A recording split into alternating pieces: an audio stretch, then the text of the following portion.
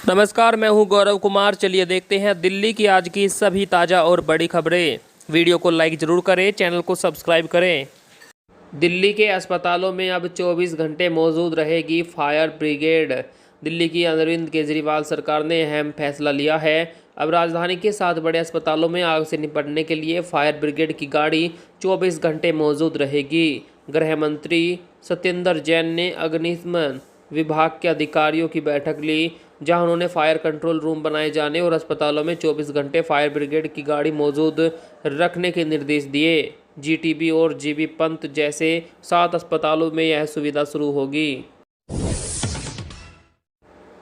उज्ज्वला योजना के 90% सिलेंडर अनुपयोगी, लकड़ी से खाना बना रही महिलाएं।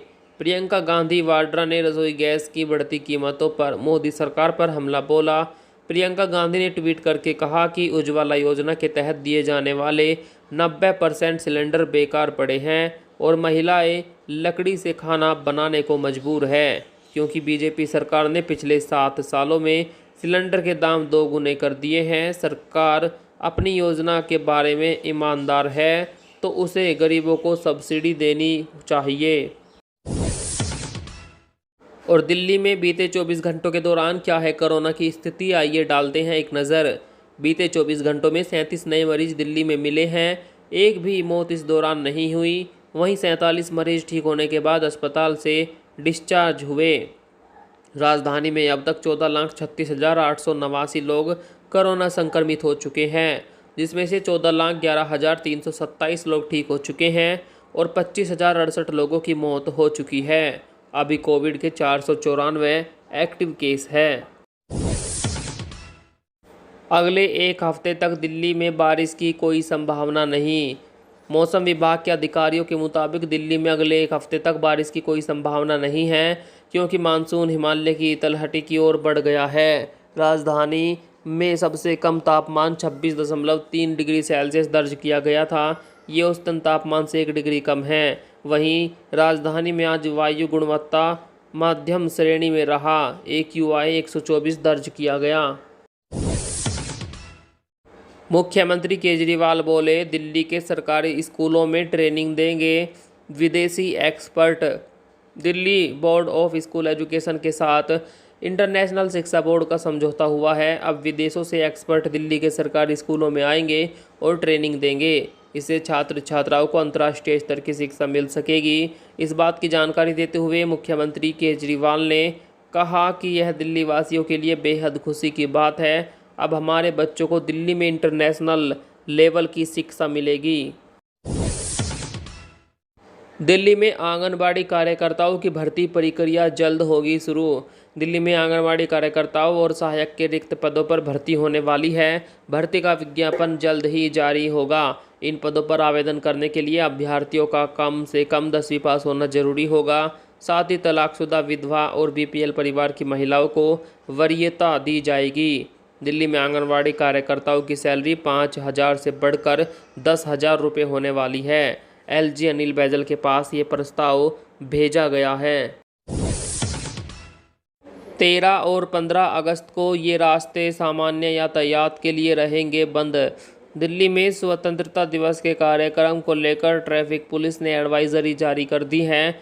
कुछ मार्गों को 13 और 15 अगस्त को सामान्य यातायात के लिए बंद रखा जाएगा। बंद मार्गों में नेताजी सुभाष चंद्र मार्ग से चांदनी चौक तक, लुटियन रोड, SP मुखर्जी मार्ग, चांदनी चौक रोड, निषाद राजमार्ग, S plant road, Netaji Subhash मार्ग के लिंक रोड, राजघाट से ISBT तक रिंग रोड, ISBT से IP flyover, outer ring road शामिल है।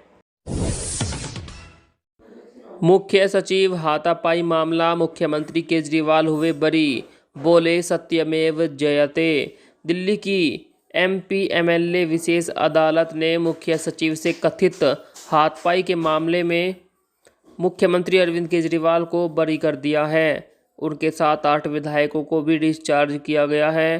कोर्ट का फैसला आने के बाद मुख्यमंत्री केजरीवाल ने कहा, सत्यमेव जयते। 2018 में दिल्ली सरकार के मुख्य सचिव रहे अंशु प्रकाश ने आरोप लगाया था कि मुख्यमंत्री और कुछ विधायकों ने उनकी एक मीटिंग में उनके साथ हाथापाई की थी।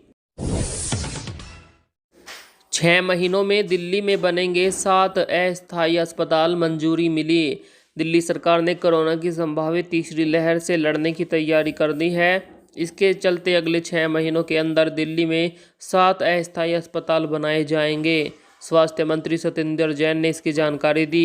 ये अस्पताल दिल्ली के सरिता विहार, शालीमार बाग, सुल्तानपुरी, किराड़ी, रघुवीर नगर, जीटीबी अस्पताल और चाचा नेहरू बाल चिकित्सालय में बनाए जाएंगे। दिल्ली में कल से चलेगी इलेक्ट्रिक फीडर बसें, नहीं होंगे कंडक्टर। डीएमआरसी कल से प्रायोगिक तौर पर इलेक्ट्रिक फीडर बसें चलाएगा। पहले चरण में 24 सीटों वाली 25 बसें चलाई जा रही है। अक्टूबर के अंत तक इनकी संख्या 100 करने की योजना है। इन बसों में सफ़र करने वाले यात्री केवल मेट्रो स्टेशन पर ही उतर सकेंगे। इनमें किराए का भुगतान नकदी नहीं बल्कि मेट्रो या डीटीसी के स्मार्ट कार्ड से होगा। पूरी तरह कॉन्टैक्टलेस इन फीडर बसों में टिकट देने के लिए कंडक्टर भी नहीं होंगे। इस साल पास हुए बच्चों के रिजल्ट सरकारी नौकरी के लिए मान्य नहीं। सोशल मीडिया, व्हाट्सएप, फेसबुक वगैरह पर प्रधानमंत्री मोदी की फ़ोटो के साथ एक मैसेज तेज़ी से वायरल हो रहा है, जिसमें लिखा है कि 10वीं और 12वीं में प्रमोट होने वाले स्टूडेंट्स के अंकपत्र यानी रिजल्ट इस बार सरकारी नौकरी में मान्य नहीं होंगे। इस दावे के फैक्ट के चेक में पता चला कि यह दावा फर्जी है। केंद्र सरकार द्वारा ऐसा कोई निर्णय नहीं लिया गया।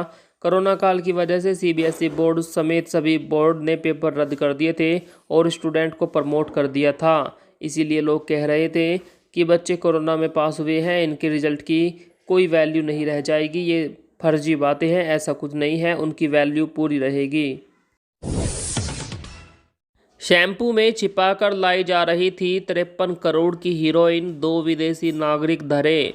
दिल्ली के आईजीआई एयरपोर्ट पर कस्टमर विभाग ने तेहरान से शैम्पू में हीरोइन छिपाकर ला रहे 2 विदेशी नागरिकों को गिरफ्तार किया है। दोनों अफगानिस्तान के रहने वाले हैं और दुबई के रास्ते तेहरान से दिल्ली पहुंचे थे। आरोपियों के पास से 7 किलो 620 ग्राम हीरोइन मिली है, जिसकी अंतर्राष्ट्रीय बाजार में कीमत करीब 53 करोड़ 34 लाख रुपए है। इसे दिल्ली में कहां सप्लाई करना था, इस पर पूछताछ की जा रही है। देश में वैक्सीनेशन का आंकड़ा 52 करोड़ के पार। कोरोना के खिलाफ देश भर में तेजी से वैक्सीनेशन किया जा रहा है। केंद्रीय स्वास्थ्य मंत्रालय के अनुसार अब तक वैक्सीन की 52 करोड़ से ज़्यादा डोज लगाई जा चुकी हैं। सरकार की कोशिश है कि संभावित तीसरी लहर से पहले अधिक से अधिक लोगों को वैक्सीन लग जाए। देश में टीकाकरण अभियान 16 जनवरी को शुरू हुआ था। पहले स्वास्थ्य कर्मियों को, फिर फ्रंट लाइन वर्कर्स और 1 मई से 18 वर्ष से ऊपर के सभी लोगों को वैक्सीन लगाई जा रही है। दिल्ली में अब घर बैठे बनाए लर्निंग ड्राइविंग लाइसेंस, मुख्यमंत्री ने लॉन्च की स्कीम। मुख्यमंत्री अरविंद केजरीवाल ने फेसलेस स्कीम लॉन्च कर दी है। अब परिवहन विभाग की 33 सेवाएं ऑनलाइन मिलेगी। इनमें learning licence, licence renewal, permit जैसी सुविधाएं शामिल है। लोग घर बैठे ही लर्निंग ड्राइविंग लाइसेंस बना सकेंगे। आवेदन से लेकर टेस्ट तक सभी काम ऑनलाइन होंगे। इसके लिए परिवहन कार्यालय के चक्कर नहीं काटने पड़ेंगे। हालांकि स्थायी ड्राइविंग लाइसेंस बनवाने के लिए कार्यालय में जाकर टेस्ट देना होगा। दूध दुरंतो एक्सप्रेस ट्रेन से 2300 किलोमीटर दूर से दिल्ली में पहुंचा 10 करोड़ लीटर दूध। भारतीय रेलवे की विशेष ट्रेन दूध दुरंतो के माध्यम से आंध्र प्रदेश के रेणुगुंटा से दिल्ली तक 10 करोड़ लीटर दूध की आपूर्ति की गई। 26 मार्च 2020 को शुरुआत के बाद से दक्षिण मध्य रेलवे इन विशेष ट्रेनों का संचालन कर रहा है। अब तक कुल 443 सफ़र में दूध के 2502 टैंकरों की आपूर्ति की गई है। इससे 10 करोड़ लीटर से ज़्यादा दूध दिल्ली पहुंच गया। दिल्ली के हजारों व्यापारियों को बड़ी राहत, निगम ने घटाया कन्वर्जन शुल्क। दिल्ली में निगम ने ट्रेड व फैक्ट्री लाइसेंस को सस्ता करने के साथ व्यापारियों को तोहफा दिया है। अब औद्योगिक क्षेत्रों में उद्योग के साथ 100 से ज़्यादा श्रेणी में व्यापार हो सकेगा। स्थायी समिति ने सेवा कलेक्टर को औद्योगिक क्षेत्र में किए जाने की मंजूरी दी है। कन्वर्जन शुल्क में भी बड़ी राहत दी गई है। अब 5000 रुपये वर्ग मीटर के हिसाब से डेवलपमेंट शुल्क देकर यह लाभ उठाया जा सकेगा। मेवाती गैंग के 2 सदस्य गिरफ्तार, 15 डेबिट कार्ड 2 पिस्टल बरामद। दिल्ली में पुलिस ने मेवाती गैंग के 2 सदस्यों को गिरफ्तार किया है। आरोपियों के पास से विभिन्न बैंकों के 15 डेबिट कार्ड, 2 अवैध देसी पिस्टल, कारतूस, 2 मोबाइल फ़ोन और 1 कार बरामद की गई। आरोपियों की पहचान मोहम्मद नदीम और खालिद हुसैन के रूप में हुई है। दोनों आरोपी हरियाणा के मेवात के रहने वाले बताए जा रहे हैं। एटीएम से फर्जी तरीके से नकदी निकालते थे। इन पर पहले से कई मामले दर्ज हैं। दिल्ली आदर्श नगर पुलिस के थाने के एसएचओ सस्पेंड, बहस का वीडियो हुआ था वायरल। दिल्ली के आदर्श नगर पुलिस थाने के एसएचओ सीपी भारद्वाज को सस्पेंड कर दिया गया है। दिल्ली पुलिस के मुताबिक एसएचओ के खिलाफ कई शिकायतें मिल रही थी। इसे देखते हुए उन्हें सस्पेंड किया गया। हाल ही में उनका एक वीडियो वायरल हुआ था। इसमें वे आज़ादपुर फ्लाईओवर के पास बनी मज़ार को हटाने आए लोगों से बहस कर रहे थे। इसके बाद उनके खिलाफ ट्विटर पर कैंपेन भी चलाया गया था।